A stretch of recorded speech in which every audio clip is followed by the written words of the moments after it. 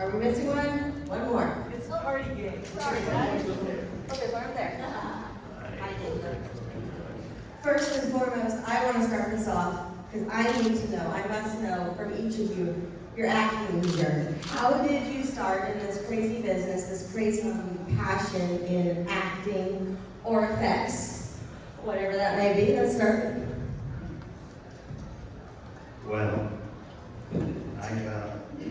I started off as a monster builder. I wanted to make monster suits, creature effects, and I moved out to Los Angeles from Pennsylvania. And it was really in the beginnings of the creature effects stuff. I ended up working with Stan Winston, who worked on Alien. So he took us, his crew, with him over to London for about 6 months, 5 months to prep and shoot that movie. And it was just kept going from there, being turned on to other movies from Stan Winston, and finally breaking off and creating my own company and continuing to find work.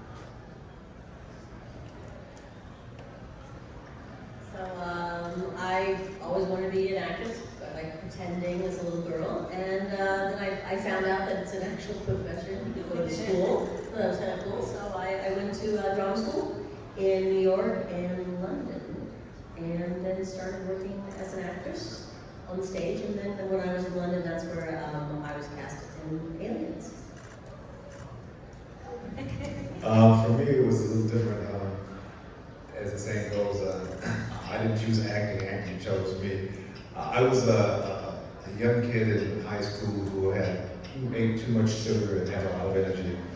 And I would sometimes get myself in trouble and try and lie out of it. And I tried to lie out in front of this one acting teacher, and she read me like a book.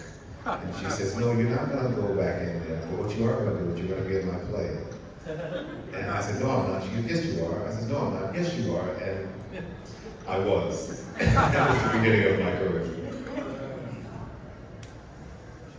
I guess it chose me too because from an early stage, I was drawing pictures and doing art, but I was also a ham and probably good at lying acting. And I went to a high school that had a fantastic drama department, and as a freshman, I transferred in from another school, and I just tried out for all the different stuff. I even was on the math team for about 10 minutes, but didn't make cheerleading. But I got into the school play, and it was very rare for a freshman to get a good, lead in the school play. And I did it for all 4 years and had excellent training. But I went off to art school. I got my Bachelor of Fine Arts from Rhode Island School of Design. I moved to New York, and my intention was, I was also a singer. I always had bands, and all through high school and college. Side note, in college I was in a band with the drummer of Talking Heads. So then I went to New York, and my intention was to try to get work singing and to do art, but I ended up doing various auditions, and I ended up in a theater dance company again. And I did that for a while, and I ended up moving to London, and I was a singer-songwriter in London, and I got my recording company helped me get my equity card, my British equity card, and I started sending my resume, such as it was, mostly a picture at that point, off to some things, and I got called in for Aliens. That was the beginning.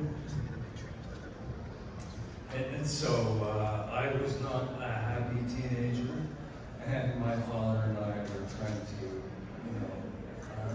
not kill each other. And so my parents panicked. I was doing all the wrong things. And they sent me to a boarding school just to get me out of the way. And somebody said, "Here, you're going to be in a play, learn these lines." And I had no idea. I had never been to a theater before the age of 16. I had never been to a play. And I did this play, and he said, "You're really good at this." I said, "What?" "You're acting." "What?" I didn't know what I was doing. Anyway, I did more and more and more at the school. And the teacher in my last year of high school, brother, ran the youth theater in London, where 300 kids between 16 and 21 would come once a year to do Shakespeare or modern plays or whatever. And she said, "Would you like to go to London to do Shakespeare?" And I was like, Yes. And so I did that and hung in London and worked and went to theater school there. And I did, Mark and I have a remarkable crossover similar things. So I was working as a theater actor for, I don't know, 7 or 8, 9 years before Aliens. And then one thing led to another, and my wife is English. I lived there, I had a couple of English kids, but mostly theater. And then the rest of the stuff. So I guess you could say acting found me. I had never even thought about acting, and I was 8 years old and I was eating lunch in my school cafeteria. Kind of creepy now, like if that had happened. But I mean, I was living on American base. We knew that nobody would be getting into the school if they weren't supposed to be. Oddly enough, I actually normally didn't eat school lunch in the cafeteria. If you lived near the school, you were allowed to walk home. So I normally walked home. That particular day, my mom was not going to be home, so I had to eat at school. Not very happy about having to eat at school. And someone came around taking our pictures. Thought absolutely nothing of it. I didn't even say anything about it when I got home. And then they called up and said, "Hey, do you want to try out for a part in a movie?" I was like, "Sure, I've never done that before. Let's give it a try." So it all just kind of rolled from there. But previous to that, I was going to be a teacher, so that's now what I do.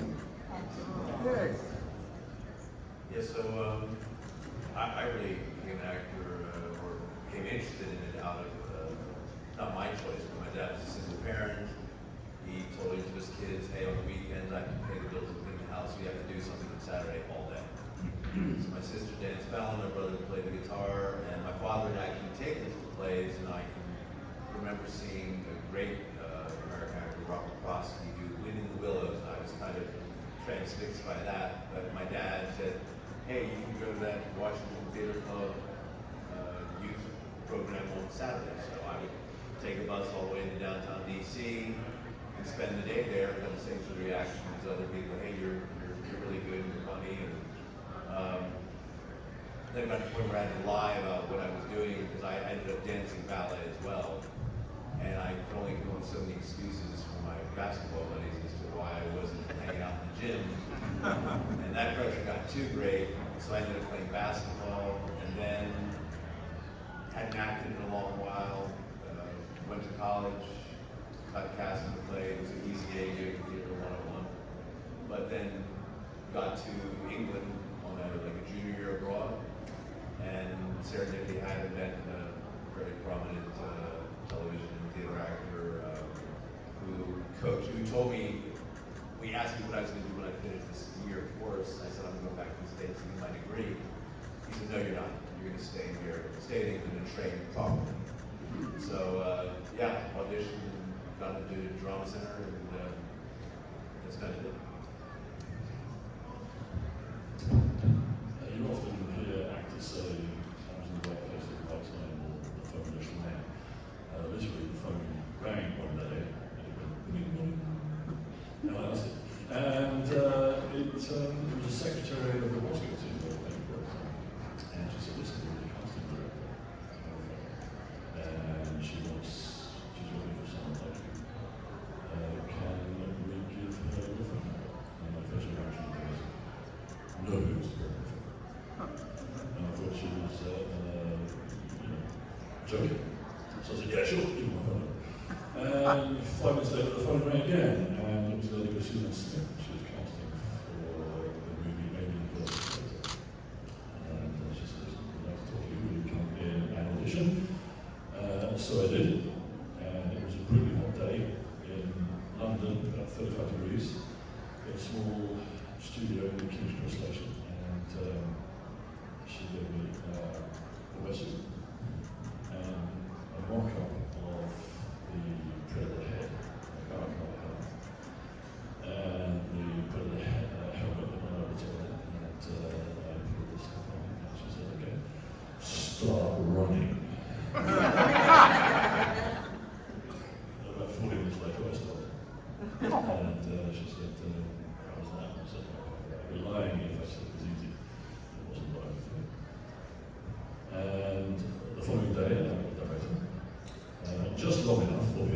to lick me from my toes up to my head. So, okay.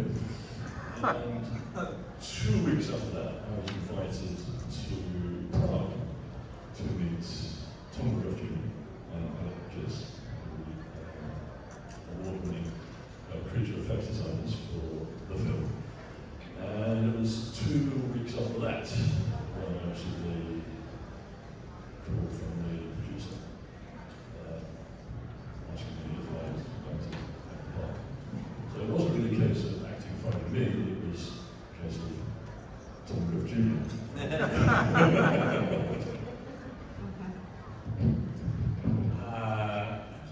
My little story is not that interesting, I suppose, except for the fact that I came from a performing family. My mother's an opera singer, my father was a conductor and violinist. And my sister was always going to be the actress. I have 4 sisters, and one of them was just always going to be an actress, and I never wanted to tell anyone that I thought I wanted to be an actor. And I remember writing my grade 10 teacher saying, I'll never tell anybody that I want to be an actor. And then I was in an international voice choir when I was younger, so I had that performing thing. And then I did 1 year at university, and I went, you know what? I actually woke up one morning and I was totally depressed, actually, because I went, I'm going to be an actor. I decided that I would be an actor. Actually made me, I go, this is going to be the hardest life you can imagine. Anyway, it was a little depressing, and then I decided to go to audition for theater schools in Europe and theater schools in the States and in London. Then I got into the Drama Center for Parkland, and went step by step. And Aliens was one of my first, pretty well movie-wise, one of my first auditions. And I got it. I mean, I actually got my equity card by going to Leicester, England, and I was in the world premiere of The Hobbit. Oh. And I got my card because I was the same size as Bjorn the Bear. And I played a spider and a troll, and I had to feed 50 English kids tea. And they all complained because Americans can't make tea. And so yeah, that was a world premiere of The Hobbit in Leicester, Phoenix. It was really hard to get your card then those days. I would do anything, man. I actually auditioned once for a dance company trying to get my card, an actual professional dance company that did 5 minutes song. I did this yeah. So yeah, I just went along, and you know, we were in London, and some amazing shows were auditioning, and we were fortunate enough to fall into a time where we could get some of these great gigs, and so I decided to stay. So, for our professional monsters and effects creators, what were some of the biggest challenges on creating your character and your monster? And for the rest of you, what were some of the biggest challenges on acting with them? From the point of view of the monster makers, I think for me the biggest challenge was being on set with James Cameron.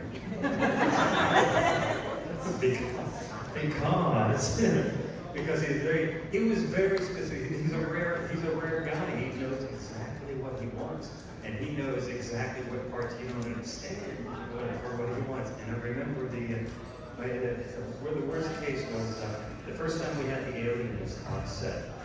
And it was a scene, there were a lot of fire throwers going on, and the alien is supposed to be hidden up in the wall and crawls out and reveals himself. And we did a run through real quick, and Cameron stopped the whole thing, and he said, "Why is this alien brown? And the rest of the wall is black." And the answer that I knew in my head was, I didn't check it out. But neither did Stan Winston, my boss, who could have protected me. So I said, oh yeah, and I remember he just grabbed a can of black spray paint, shook it up, and sprayed it on my head. So I also realized at that point, we waste a lot of time painting alien heads when you could just grab a can of spray.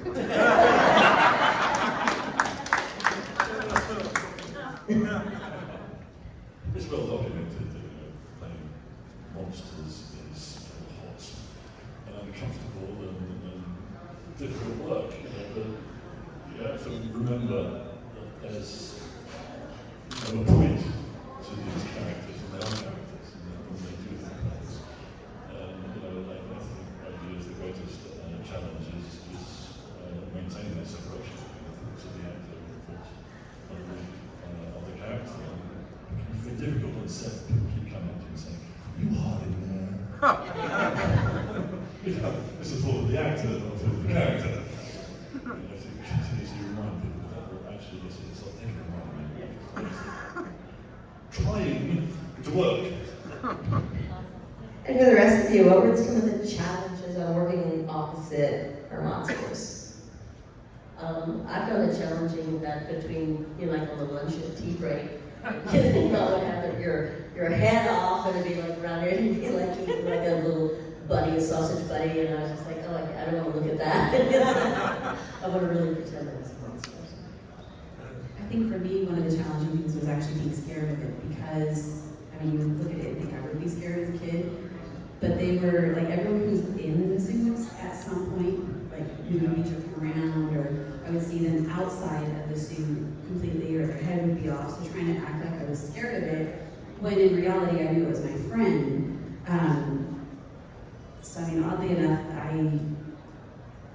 was scared of dogs, and I shouldn't say was, because I'm still kind of scared of dogs, because I've been bitten by many, so I used to just kind of pretend that it was a dog chasing after me, and yeah. My most memorable thing about the monsters, well, one of the things was that they would, the Marines would have lunch and hang out in one area, and the aliens would hang out in another area, and the two were not, we didn't kick it together. You know, they were the enemy, and we stayed over here. But I remember walking by one day, and one of the aliens, he had his head under his arm, and he was smoking a cigarette. And this was before iPhones. And I remember thinking, I wish I had a camera right now, because it was like an amazing, kind of classic photograph. But we didn't kick it much with the aliens, so I don't have a lot of memory. I think the only one that was grabbed by the alien, and it was extremely challenging because I did half my own stunt. If you recall, I was taken straight up in the air, and we were so old school that the stunt was achieved with a gigantic seesaw. Gigantic, like the upper end is about 6 feet off the ground, and it was operated by a bunch of crew members. So I was standing on the downside, and I'm saying my line, and the stuntman in the alien suit landed behind me, grabbed me, and simultaneously the crew members pulled down really fast on the other end, and we go shooting up into the air, so our whole center of gravity changes, and simultaneously I'm lowering my live flamethrower and using it, ostensibly on my friend Rico. And the first 3 or 4 times I fell off. And I was so terrified of James Cameron that I thought, he's gonna fire me today. I had to make it work, but I'm telling you, it was really hard. Wow. Jim in those days was cutting his teeth in more ways than one because he knew everybody's job better than they did, apart from maybe the actors. But so I was just obsessed with don't screw this up. Just because we knew the script was just something of a masterpiece. You knew it was a very, very special piece of work, so you turn up every day and think, I have to get this right. And as for you guys, the only direct contact I had was when we're in where we are, but the aliens come through the roof, and it was just the most exciting scene to play. We did it a number of times. He said, okay, reset, aliens back in the roof. And it was amazing. And Michael Devine going like this, and then they all came down. That was just,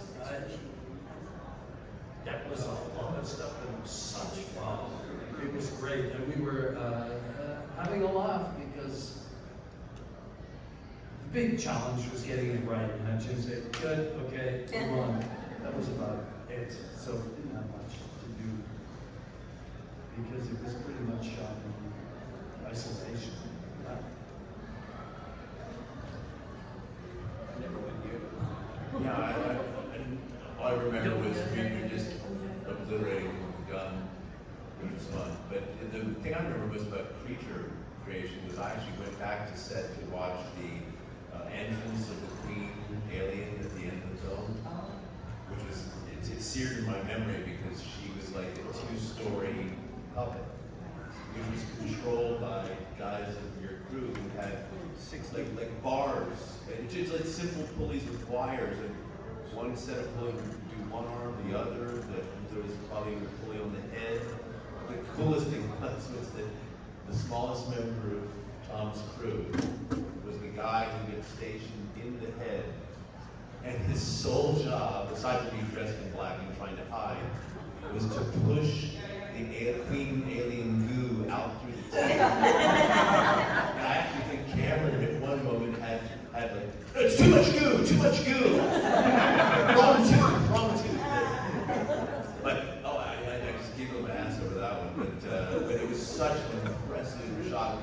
You look at the film, you believe this is a living monster. I mean, but on stage you see that it's just a puppet. It's such masterful filmmaking. So yeah. The other one I want to just mention, which I was just watching shoot when Hicks, just after your death, and the alien comes like that, and Michael unloads his shotgun into your face, watching them decide how to shoot that, and doing the mechanics slowly, and then doing it fast, was fascinating. Because I was on camera, it was camera. I was always amazed at how theatrical the event was. Like these days, there'd be much green screen and much more CGI and all the rest of it. But like when Sigourney, I don't want to ruin it for everybody, but when Sigourney was attacked by the face hugger, there was a props guy pulling the hugger along the floor with a string, and she grabbed it and she made herself scary. It's all just theater. I mean, crazy ass bad garbage theater. You know what I mean? Like with some good lighting. It's pretty incredible that it worked out like this. I remember walking on set, and this is the scene where Michael Biehn and I, we've got like 3 things of slime coming off the wall, and it's very claustrophobic, it's hot, and you've got the atmosphere smoking in it. And I remember, this is the scene where you go, it's hot as hell in here, and we're talking. And I walk up to the scene, and I'm walking from the back, and it's all styrofoam. And pieces of wood, 2x4 holding it up. And it looked so fake. But then you go on the other side, and it's a whole new world. And it is, it's theater. It's real theater. I mean, Rico and I were talking about this earlier today. I think part of the magic of movies of this time and a little later was practical effects is true movie magic, and it ages very well, whereas CGI does not age well and really needs to be used very sparingly because you can really tell when it's not. Okay, do we have any audience questions? Yes. It's such a quotable movie. I was wondering if you'd heard any of the lines just doing your everyday life being said around you, ever. I was in Florida once walking down the street and they go, nice pet you got there, Bishop. It's out of the blue. Just some average line that no one cares about. You know? So there was a line in the movie that at the time I was like, this is the dumbest thing. Why am I even saying this? And I know everybody always says, oh, I heard you hate the line, I heard you hate the line, but we write it anyways. And I've learned to love it because I went to a convention with Bill and Sigourney, and they were talking about different things, and they're like, what is the best line from the movie? And they both said that. I was like, well, I mean, they think it's the best line, then hey, it better be the best line. But it's amazing to me how many people, like the word mostly, it is amazing how many times that comes up. And people will say it, friends will text it to me and they'll say, well, I mostly saw such and such. And I'm like, okay. And then they always send a second text, mostly. And it's like, and I go to all places and people like, I'll be walking by them and they will say it and then someone will be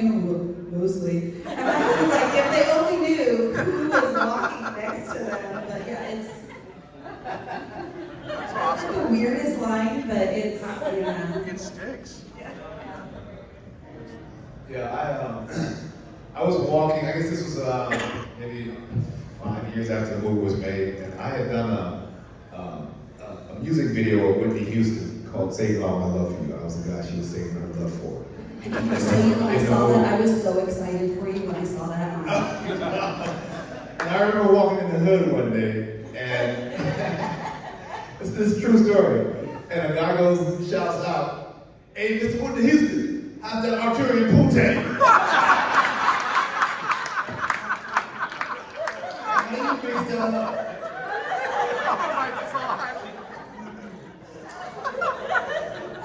I can't beat that.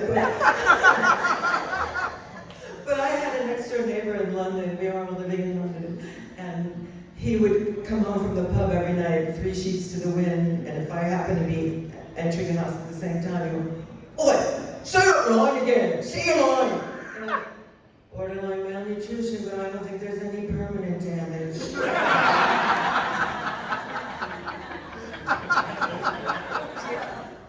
Now, people yell, "Let's rock" at me. You know, it's just like, nice to meet you. You're always wearing eyes.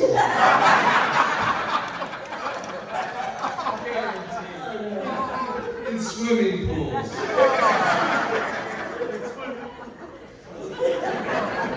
Did I give everyone the speaking parts? No. Well, how about you people with non-speaking parts? Do you have any favorite lines?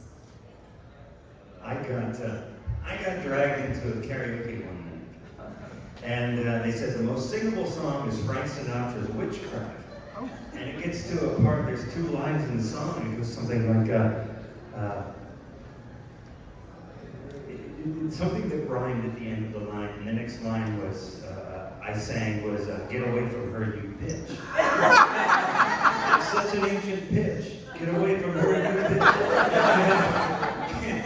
It's a little bar. Nobody's watching or even caring. Nothing from anything. I just had a new kitchen, and we had an old, enormous fridge freezer that we had to get rid of. It was taking up space in the way. So we gave it away. So we advertised it on Facebook Marketplace. And of course, we were giving it away for free, so there were thousands of inquiries, people sending us messages saying, "No, thank you, no, thank you, no, thank you." So we literally gave it away to the first person that wanted the van. And as soon as that happened, I sent my wife a message saying, "Fridge is gone, nuke it from outer space." Only way to be sure. Any others out there? Yes. I was wondering, are there any mementos you guys took away from the film that are in a shoebox in your closet somewhere, just floating around, anything like that? I have my skivvies, my olive draft skivvies. The only thing I took 2 things from the script, from the show. One was the dog tag, which is this is a fake one, and the script. But a number of years afterwards, some fan wrote me a letter saying that we loved the movie Aliens, and a group of my friends were going to come, and each of us had chosen a character. And I chose to be Frost. Would you send me an autographed photograph? So I sent her an autographed photograph, and I threw in my dog tag with it. But at that time, you got to keep in mind, merch wasn't what merch is now. And so I didn't know that this is probably a collectible. I just thought, oh, she's cute. She's going to kill him with this. She's going to come in there with a dog tag. So I threw in a dog tag. Sure, you made her whole life. So I was raised by an English mother, and you never just take things. You have to be nice and polite. So I didn't realize that you were supposed to just take stuff. So I would go up to James Cameron and be like, "Hey, can I have this at the end because I really like it?" And he was like, "No, you can't take those things." He did let me keep. So when they find me in News Nest and they pull out my second-grade citizenship thing and the dress I'm wearing in there, I was allowed to keep that, and I was pretty excited about that. But I did have, I had 2 scripts, And every call sheet that we ever had, I had the originals of them.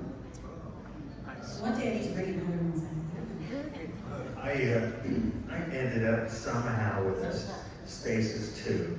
And enough parts to make my own waterproof things. Or did I? I have the worst story because I got everything. I got my bust, I got my flak jacket, I got my bones, got my hat, got my gloves, got dog tags, and then sadly divorced my first wife and she threw it all away. And it was sad because I figured she kept it so I could give it to my son, but I had this guy off like $150,000 for it. And so I called her up to say, hey, by the way, you know that alien stuff? And she was just, I threw it away. and I never said, oh my God, you just cost it. But oddly enough, we did Rico and I did a show, a property show, and they had like the number 2 smart guns, and a couple other like alien uniforms and stuff. And I was just talking to the gentleman who ran this prop house to say, hey, so what would you get for all of my stuff if I had it? I told him the story. He said, yeah, we could probably get like $750,000 for it. Trust me, that hurts a little strike, right? I just got my hat, and if you look at it, if you do a similar movie today, you get some fancy ass, Gore-Tex, nylon, beautiful thing. This is like, you get into the circus. They sell it, it's like twisted, and I got my dog tags and I got my scripts. And I think that's about all Gorman was working. What I wish I had kept, and I didn't have the nerve, was the trousers. Because remember, Jeanette, we had custom-made camo trousers, and nothing has ever fit me like that. I don't do that in the army these days. Did you? I kept nothing. Nothing. I was so stupid, not even the script. But you guys have to keep in mind, when we make this movie, merchandise wasn't what it is today, first of all. And often, like an actor will work on a movie, and as soon as the movie's over with, you're looking for your next job. You're unemployed, so you're not thinking about it. I did this one movie, and in the movie, I get my head cut off. And so they made this cast of bust of my head, and it looked so real. And the blood, the veins, and all that. And afterwards, they asked me, "Would you like this?" And I was like, "Hell no." And I probably should have kept the damn thing. But it looked so real, and it looked like me dead. And I was like, why would I want that? I didn't keep anything. For Jeanette and Mark, when you guys had the machine guns, was that true? Was like it was mainly used for like the cameras? You guys, how was that? Was it heavy?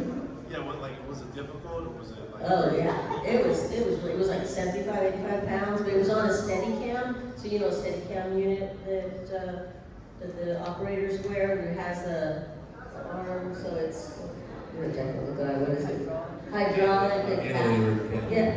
Yeah. So but you're moving it around. It's not made for a gun. It's made for a camera. But it smooths out. Yeah, it smooths out all of that. So we had to work with it, and that kind of sort of worked out a little dance. And one time somebody mentioned, oh my God, you look like you lean back, and you look like this flamenco dancer. And I was like, you had to lean back because otherwise it would shoot you, forward, weight almost as much as I did.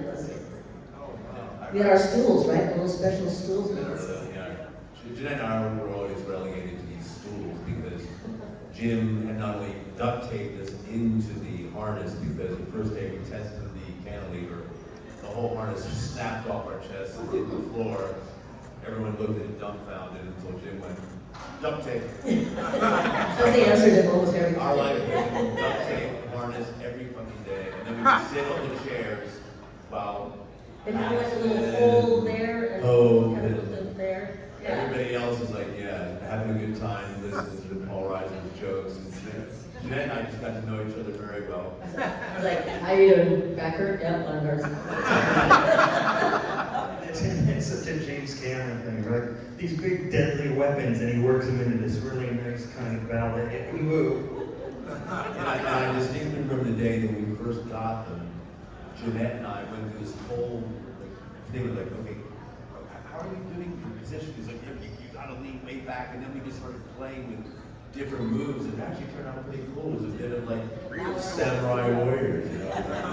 I remember that day. I remember you guys both working on it, trying to synchronize and stuff. Like, it was cool. But I did read somewhere also that concept had never been put together before, a Steadicam and a gun, and that it was so unique that James had gotten a patent for it and then sold it to the military.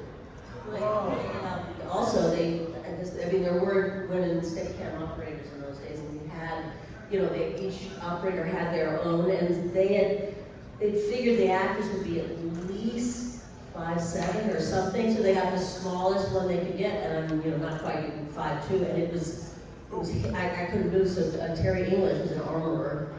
He cut it down. I'm not supposed to say that, but he actually went into it and sawed it off apart so it wouldn't like hit my knees. So now actually I know a female Steadicam operator, and she wears her bandana. She's a Latina. She's really cool. She's fantastic. I saw one right over here somewhere, yes. So, as characters, were you okay with the way you died, or the way... Hell no!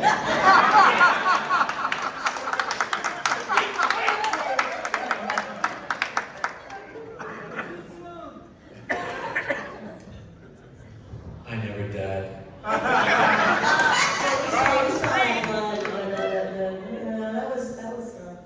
That was fun. You go first. Well, I went back to save this asshole, so my God. It could have been a You would sequel. have ended up in a cocoon. Right, that's true. I will say this. James had seen me very early on in the casting process, and he had I think I had all the guys read for the two leads, Hicks and Hudson. But then when it came time to cast, he said, "I want you to be in a movie," but he says, "I don't," but not for Hicks or Hudson. And those are the parts that I had gotten attached to. So I really wanted that. And then he said, well, what I'm going to do is I'm going to rewrite the script, and I'm going to write you a nice character. And I had read the script, and I know this guy can write, so I thought, fine. And at the time, I had a choice I had to make a choice, because I had been offered Full Metal Jacket and Aliens at the same time, but they overlapped, so I had to choose. But when he told me he's going to rewrite it, he's going to write me a nice character, I told Full Metal Jacket, thank you, but no thank you. So I get the final script, and I read it, and hell yeah, I'm the first one to go. I mean, side note, there was an article that came out a few years ago that was talking about black actors that were the first to go in movies, and my character was mentioned. Yeah, exactly. So anyway, I read the script, and I get on set, and I say, James, man, I'm the first to go. I said, come on, man, this is so stereotyping. He goes, Rico, this is the first project for a female action lead. This is Sigourney's movie. You're 6'3" and 200 pounds. We gotta get rid of you. Not only you, we gotta get rid of everybody. And I went fair comment, and so that's how it turned out. Can I just say though, at 9 years old, it was devastating because everyone kept dying. Like all my friends kept dying, and they kept leaving. And Sigourney and I kind of had a joke towards the end. We felt like we were the orphans that nobody wanted. Like everyone was being going off, and we were just like, we're still here. Here we are. This question is for Janet and Mark. I just wanted to know what your weapons training was, aside from everybody else, and you guys had the base like this. How long did that take? Well, the weapons training, we were trained, remember, was it Tip? Tip Tipping. He was in the SAS, so we had, he'd been in Northern Ireland, and he taught all of us how to approach urban warfare, building, things like that. So yeah, I mean, I've never shot a gun, so. We all had the same weapons. Right, we all have the same weapons training, military training, so it would look realistic. I mean, but the smart gun, that thing. coolest part of the weapon was fully automatic. So when you let that thing off, man, you made a lot. Yeah, it was, the shells would hit you. Yeah, the one flaw in Jim's design was that the canister that had all the band of blanks would shoot out and ding us in the head. We're looking badass. You know, he said we wincing and we had welts on our head. It's a wonder they put our eye out.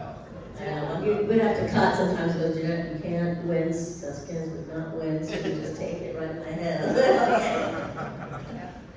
There's this one scene where the beeper's going off and we're searching. You remember the scene, and then something shoots across and Mark lets his baby rock. And the thing about these fake things is that there's more gunpowder in them because they want you to be able to see it on the camera. So when they go, they kick. And I remember when the first time we did it and it went off, it was so loud and you could feel the pressure from it. I felt like screaming like a bitch, man. It was scary. It was scary. Screaming like a what?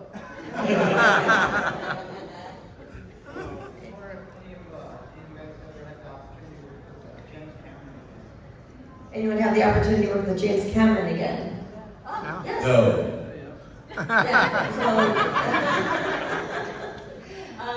So this was my first movie. I'd done theater. It's just the first time I'd ever auditioned, in front of a camera, anything like that. So so then when I went back to the States, we had kept in touch, and he had also, he had been working with Catherine Bigelow, so I'd seen him, and that's how she found me, and all of that. And then he would always kind of ask me like, oh, hey, how's it going in LA? What are you reading for? And then that time I had a kid, and I said, oh, I'm reading for soldiers, and and they think then I walk into the room and they go, you're not 6 feet, you're not Mexican. I'm like, yeah, well, it's the movie that, But so he was like, you're such a good mother. You never get to play moms or anything. I said, I know. And then so then he called me and said, I got a part for you, and it's a mother. I was like, she's not the nicest mother. And then it was great. Then Titanic, but I mean, I auditioned for Avatar, but he, it hasn't called me since then. But it's great to work with somebody who's worked with before, work with the same people. So Jeanette, you worked with 3 times, right? Yeah. Terminator, Aliens, and Titanic. Right. Just the 3. Yeah, just those 3. James is good about using actors that he likes and calling them back in case you're recording this. James is good at using actors he likes. No, but he did call me back in for the first Avatar. And it was the weirdest auditions I've ever had in my life. Screen test, I should say. Because he gave me the script, not the whole script, just the scene that I was supposed to do. And this is the way I remember it. It may not be the way it happened, but this is the way I remember it, okay? I get the script, I learn the lines, and I am the chief of a village. And I get there, and he said, okay, Rico, this character, he doesn't speak English. And he doesn't speak any language, any earthly language.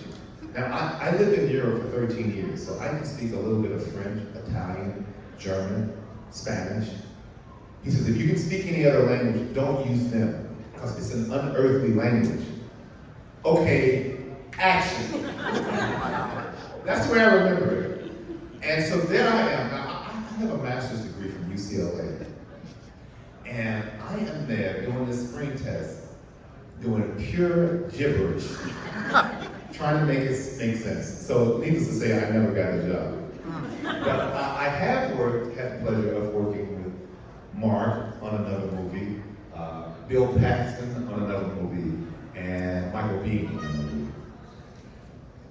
My first movie ever was with Billy Paxton and Michael Biehn, playing soldiers, Lords of Discipline. We had a lot of fun on that.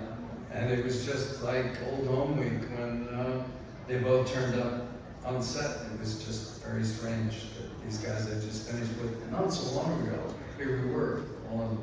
But Jim asked me, in LA, I was in LA for a bit after the movie opened. He said, we're going diving in the Bahamas. Do you want to come?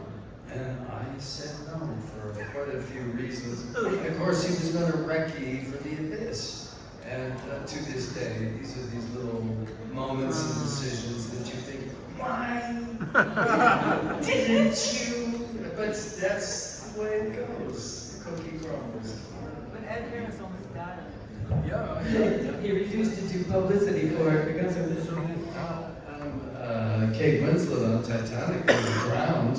She's back in Avatar doing deep diving with. I did completely dry in Titanic. All right, I have one more wrap-up question before we let you go. If we did not get to any of your questions, you can visit them at their table, of course. I'm sure they would be happy to answer. And I would love to know from each of you, is there something in the industry, in your case the teaching industry, that you haven't got to do yet that you would love to? Retire.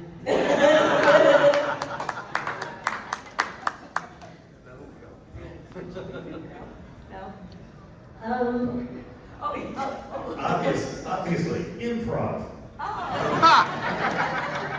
Nice. I would say I never got to do much comedy. I did Fear and Loathing in Las Vegas, which was a comedy, at least my scene was. But I would have loved to do more comedy, because I, typecast as far as the dramatic roles, but I enjoyed them. I would say, I always wanted to play God, for some reason. And, but now that Morgan's done it, I guess that's right. No, I did play God in college. So, but I would like to play Jesus Christ in Jesus Christ Superstar. I sing, yeah. I don't know what to say about this because I actually left the business and went back to visual art. So Is there something in visual arts? Show in the Whitney Biennial. This, I gotta say, is my mantra. People say, what do you like best, theater or movies or TV? And it's good writing. As soon as you find good writing, it all becomes really possible to make some magic.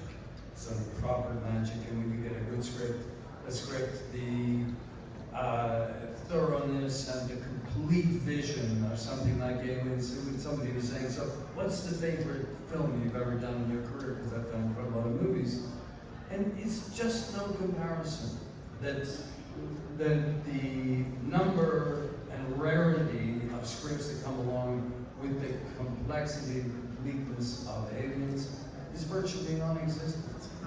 If you're Tom Cruise or, Hanks, you get all the cream of the crop, but how many times do you go back and see a movie 36 years later with your kids, grandkids, and whatever else?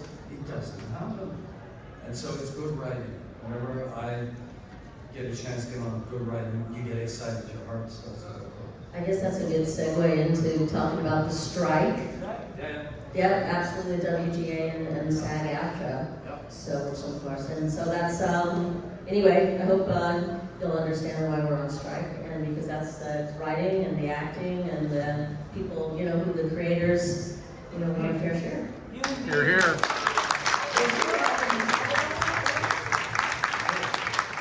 I just want to say, because I'm not a SAG member, I'm basically European-based, so I can talk about SAG and not get it in the neck. But that this is a pivotal time, not just for our industry, for our planet.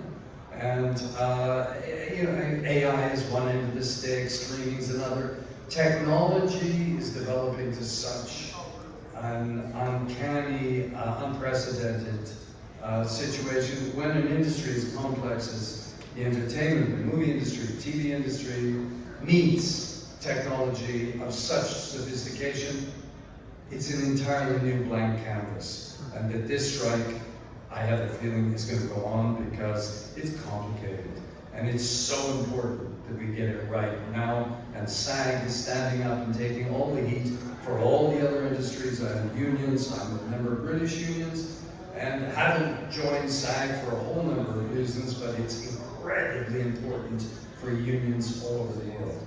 So support the strike as far as you can, because it's about so many other things we can't talk about all here because it's too complicated.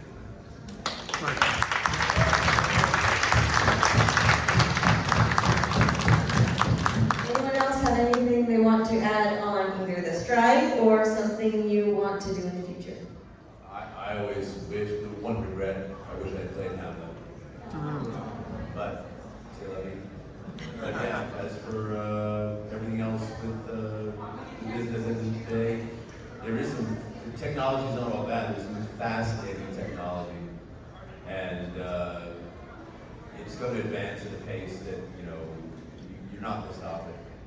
So it's best that we take this moment now to get some sort of footing, reference point to be able to deal with it and to thrive. And let's all have livelihoods and, you know, and I know we kind of spoiled people to have the lives that we do, but, you know, you look at all the time and effort that we all put into our respective careers. I mean, it's the same degree of commitment that everyone else has who gets up every day and goes to work. I mean, it's a continual journey. So let's hope.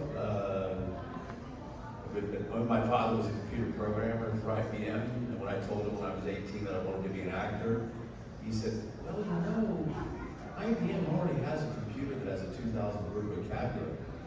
And I said, yeah, Dad, but machines will never have the nuance of human emotion. Well, my dear father, I think you're right. Computers will create a living, breathing. That's the problem, Terminator. Gentlemen, anything to add? You know, there's so much scope for creativity in the industry, and you know what you're capable of until someone says, how do you want to train this? You know, I can read a whole list of things, Shakespeare, walls,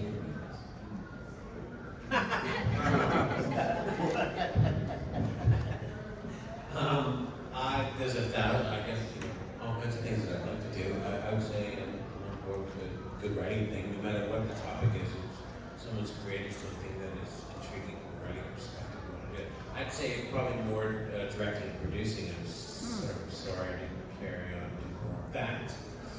And I'd like to do more of that, but because I have ideas that I'd like to fulfill. I'm just not good at talking to banks, or the money that it takes to do it.